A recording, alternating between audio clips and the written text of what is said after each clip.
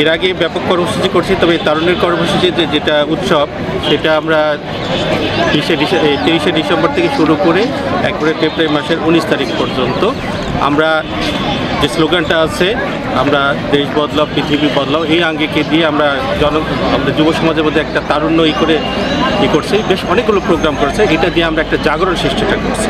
মূলত উদ্দেশ্য দিয়ে আমরা এইভাবে জাগরণটা করছি। দিয়ে আজকে আমরা উদ্বোধন করছি, যেখানে আমাদের র্যালি মাত্র শেষ হলো। একটু পরে পরিষ্কার পরিচ্ছন্ন অভিযান, ওই মশক নিধন অভিযানের মধ্যে আমরা একটু পরে আমরা মাঠে নেমে পড়ব। তরুণরা বর্তমান প্রজন্মের শক্তি, বর্তমান প্রজন্মের সর্বাধিনায়ক। আমরা তরুণের প্রশংসা করি। তরুণদের জন্য বাসযোগ্য পৃথিবী গড়ার জন্য পরিবেশ অধিদপ্তর কাজ করছে। তো আশা করি সকলের সচেতনতা এবং সকলের অংশগ্রহণের মধ্যেই তরুণের এই জয়যাত্রাকে আমরা স্বাগত জানাই। এবং আমরা সবার জন্য যে মেসেজ, সেটা হলো আসুন আমরা পরিবেশকে সবাই মিলে রক্ষা করি।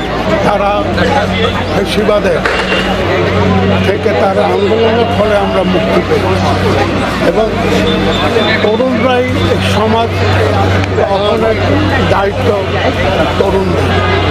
এবং আশা করব তরুণ প্রজন্ম নতুন বাংলাদেশ গড়ার তারা এগিয়ে আসবে, যে বাংলাদেশে কোনো বৈষম্য থাকবে না।